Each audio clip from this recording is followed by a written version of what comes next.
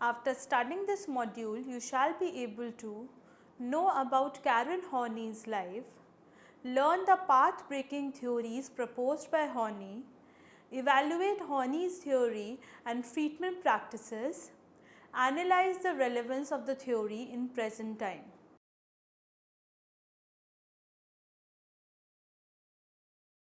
The psychoanalytic social theory of Karen Horney stressed social cultural influences on personality development and neurosis.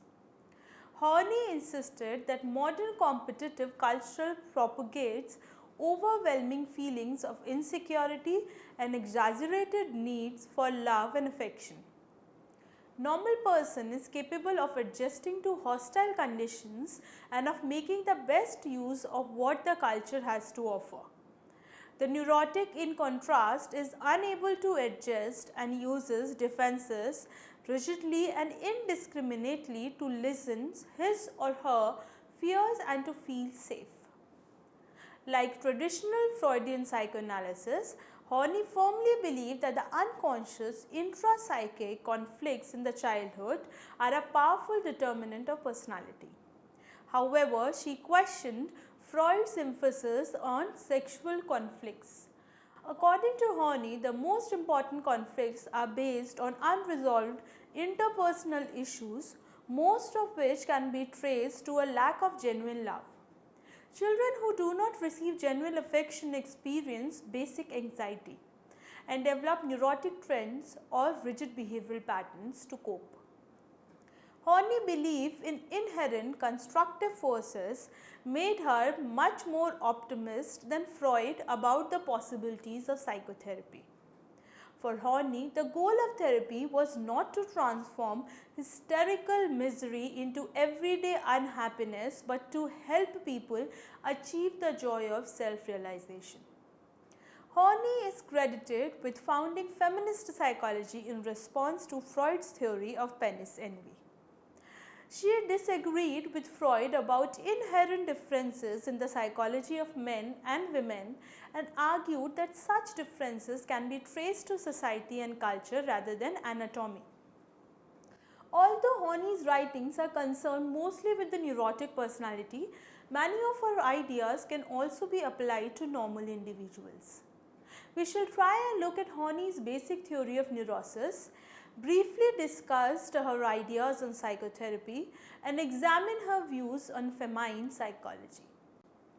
Horney's psychological works: Basic Anxiety and Basic Hostility. Horney in 1950 believed that we begin our lives with the potential for healthy development but need favorable conditions such as warm and loving environment for feeling of safety and satisfaction and healthy growth. Unfortunately, a multitude of adverse influences may interfere with these favorable conditions. Primary among these is the parental indifference, that is, parents' inability or unwillingness to provide warmth, love, and affection to their children. This indifference is communicated by the parent through such things as direct or indirect dominance, lack of respect for child's need, lack of warmth, neglecting to fulfill promises, overindulgence or rejection, isolation from children of one's age group, preference for one child over another, making fun of child's thinking, blaming a child for what they have not done. Horney termed parental indifference as the basic evil as it threatens the child's sense of safety and security. The basic evil naturally instigates feeling of resentment and anger, a response called as basic hostility. However, children seldom overtly express this hostility as they are completely dependent on their parents for survival. Instead, they repress their hostility towards their parents.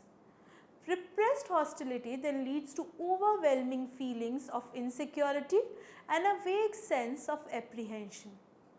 This condition is called basic anxiety, which Horney in 1950 defined as an insidiously increasing, all-pervading feeling of being lonely, and helpless in a hostile world. In Horney's world, we feel small, insignificant, helpless, deserted, endangered in a world that is out to abuse, cheat, attack, humiliate, and betray. Just as Adler described inferiority as a childhood experience, Horney described anxiety, helplessness, and vulnerability as natural childhood experiences. Basic anxiety is constant and unrelating, permeates all relationship with others, motivates people to seek security and reassurance rather than happiness or pleasure, and leads to unhealthy ways of trying to cope with people. Neurotic needs. Horney is known for her study of neurotic personality. She defined neurosis as a maladaptive and counterproductive attempt to cope with feelings of insecurity, hostility, and helplessness that accompany basic anxiety. She instated that neurotics use defensive strategies to compulsively protect themselves against basic anxiety, resulting in behaviors that perpetuate lower self-esteem, generalized hostility, inflated feelings of superiority, and constant apprehension that future aggravate basic anxiety. Since Horney's idea of neurosis involves dealing with the problem, she presented 10 needs that are acquired to find solution to combat basic anxiety. She called these 10 categories of needs neurotic since they are irrational, compulsive, rigid, and used indiscriminately to re-establish the safety of the environment. First is need for acceptance and affection. It includes the desire to be liked, to please others, and meet others' expectations. Such individuals are very sensitive to criticism and fear the rejection and hostility of others. Second is the need for an intimate partner who will take over one's life. It includes the idea that love will untangle all the complex knots of our lives. A neurotic needs a partner to fall dependent on and let the partner take charge of the relationship. Third is need to restrict one's life with self-made boundaries. This involves being undemanding, satisfied with little, and need to be inconspicuous. It goes to the extreme that the neurotic does not want to see the world outside of his constricted view and struggles in new situations. Also, they make their own needs secondary and undervalue their own potential. Fourth is the need for power and control. It is the need for dominance for its own sake, often accompanied by contempt for the weak. Such individuals fear personal limitations, helplessness, and uncontrollable situations. Fifth is the need to manipulate and exploit others. Such individuals pride themselves in their ability to manipulate others for some desired objective like money, power, or sex. Sixth is the need for prestige and recognition. Such individuals are totally driven by the need to admire and respected by others. They evaluate all things: material possession, professional accomplishment, social engagement, loved ones in terms of their prestige value. Such individuals fear loss of status and social embarrassment. Seventh is the need for personal admiration. Such individuals have an exaggerated self-perception and feel the need for admiration based on their imagined self-view rather than their own real self. They seek to be the best in whatever they do and be praised for that. Eighth is the need for personal accomplishment. Such people have indiscriminate ambition to be outstanding in many areas. They fear failures and generally overwork themselves to achieve their goal. Ninth is need for independence. They exhibit the loner mentality. They like to remain aloof in order to maintain their independence and personal autonomy over their lives. 10th and the last one is need for perfection. They strive for complete infallibility. They try to be overcritical of themselves to find the minutest flaw in themselves to quickly cover it up or correct it. Horney noted that we all manifest these needs to some degree. But what makes them neurotic is the person's intensive or compulsive pursuit of their satisfaction as the only way to resolve basic anxiety. Further, these needs give birth to inner conflict within the individual and are insatiable, leaving the person always dissatisfied with how much one gets. 3 solutions: neurotic trends. In her later writings, Horney in 1945 reformulated the list of needs and presented them in 3 groups, each indicating a person's behavior and attitude towards the self and others. She called these 3 categories of solutions to the stresses of life as the neurotic trends.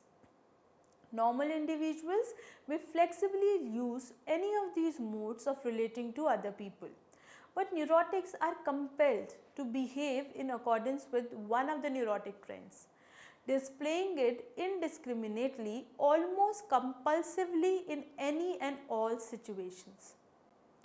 Moving towards people, the self-effacing solution, compliant personality.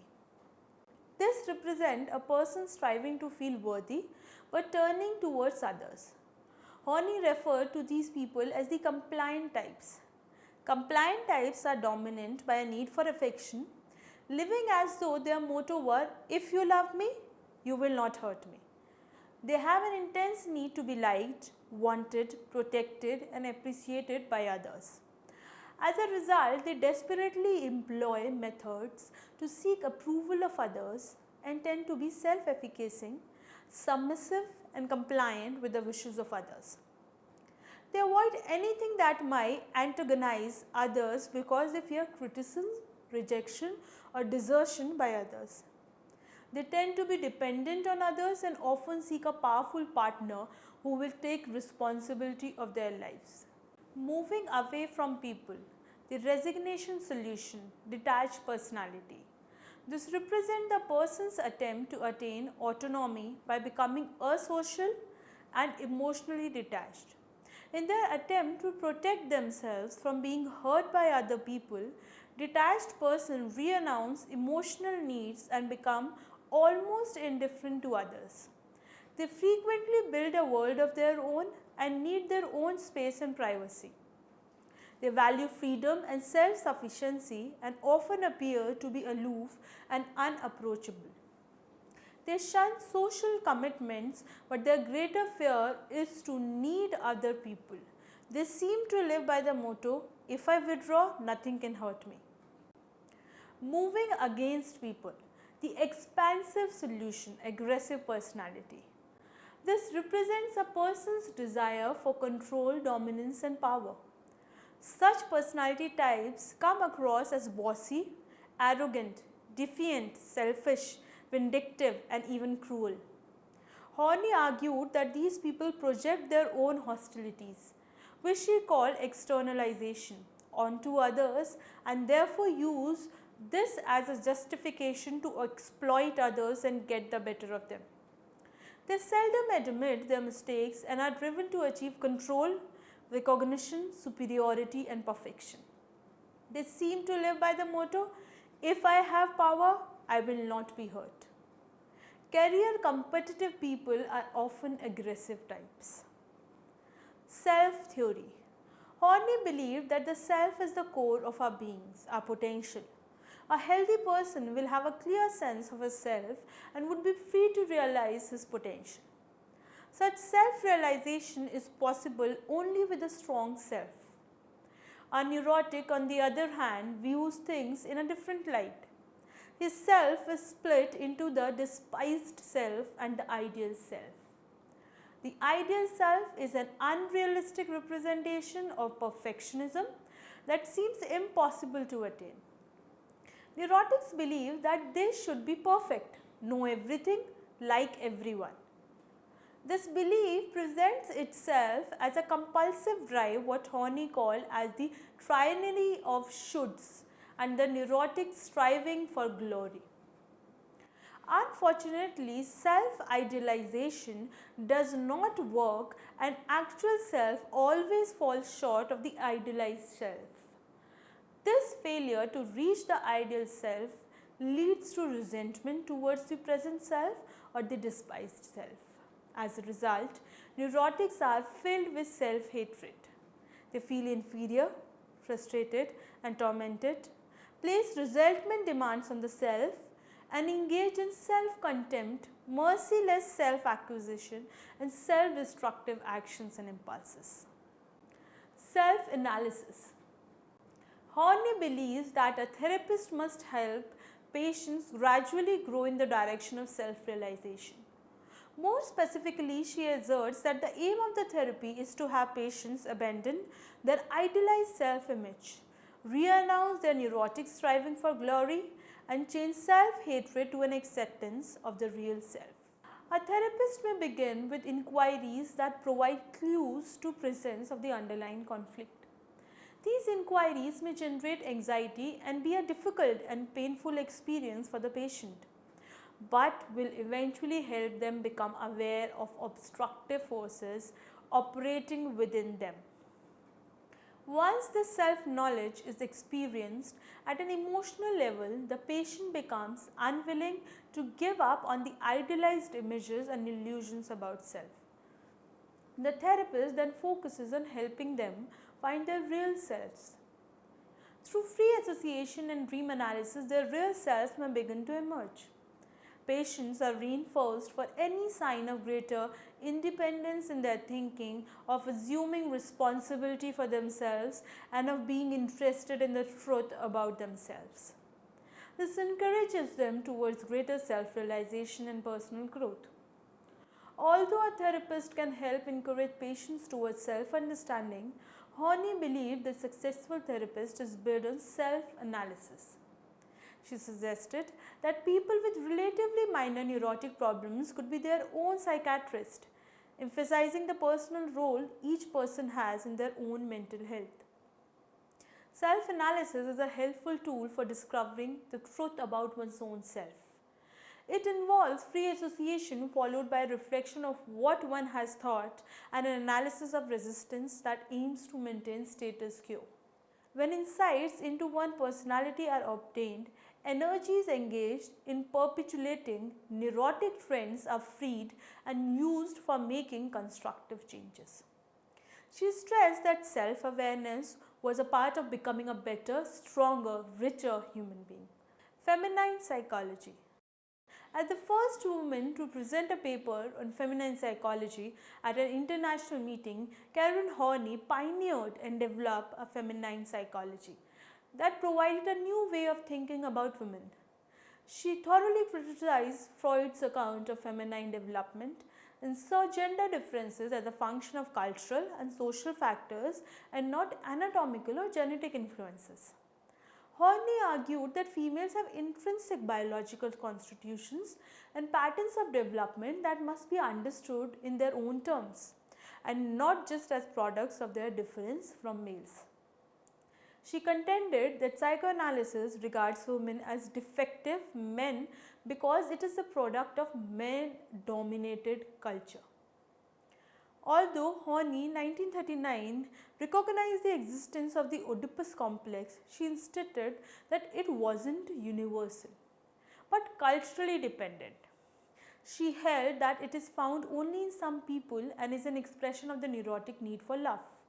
A child may passionately cling to one parent and express jealousy towards the other, but these behaviors are means of alleviating basic anxiety and not manifestation of an anatomical based Oedipus complex.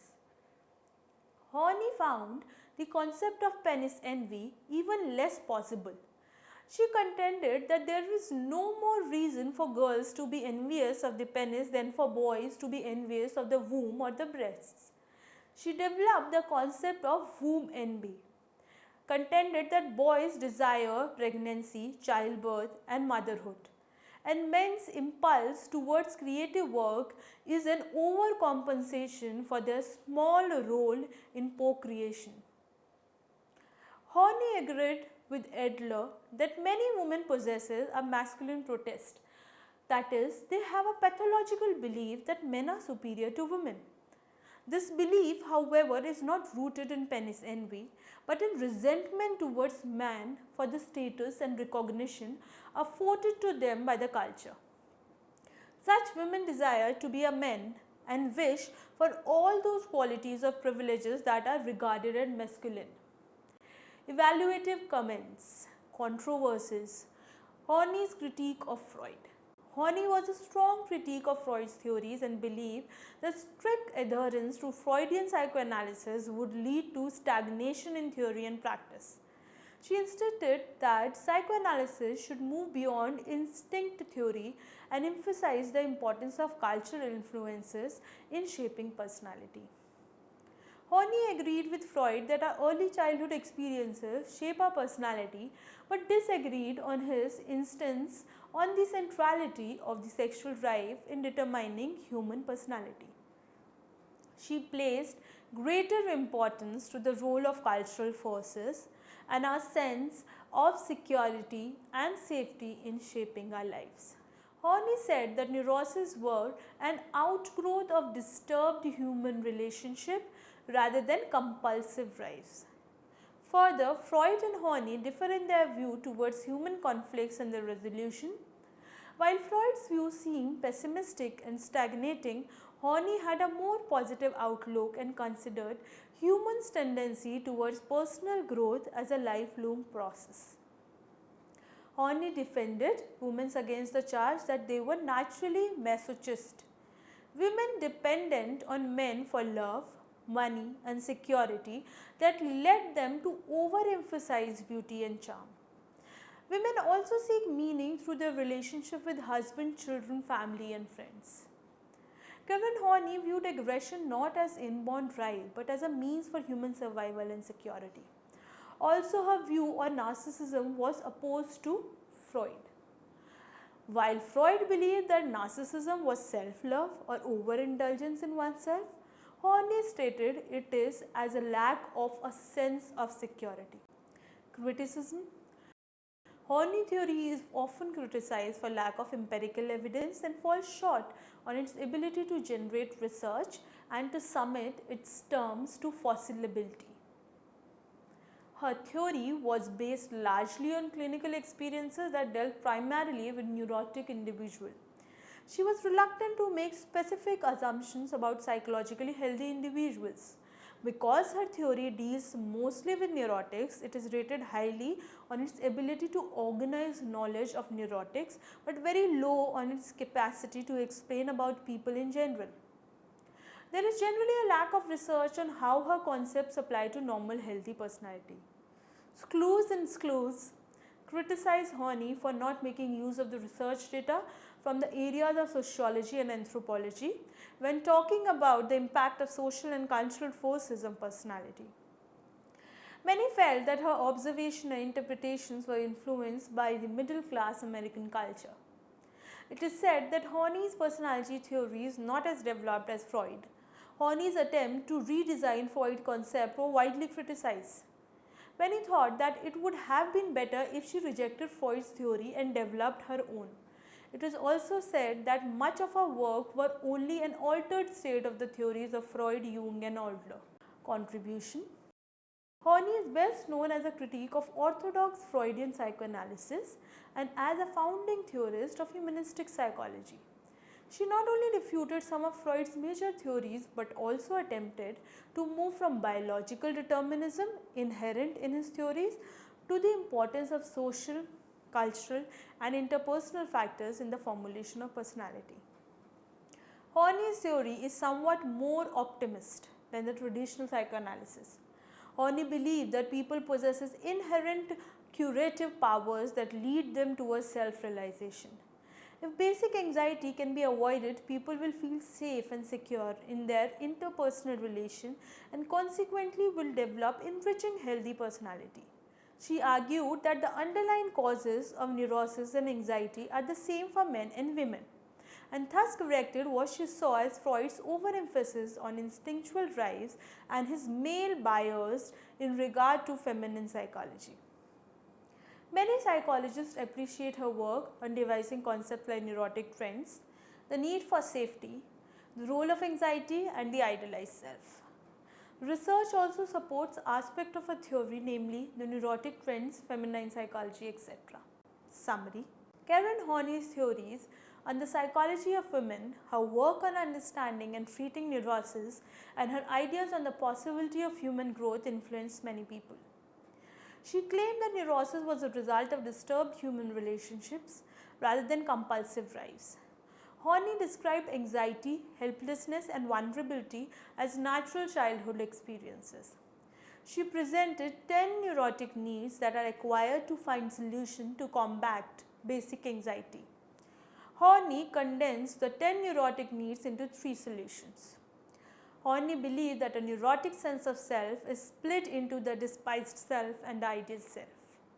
She devised her own tool of healing known as self-analysis.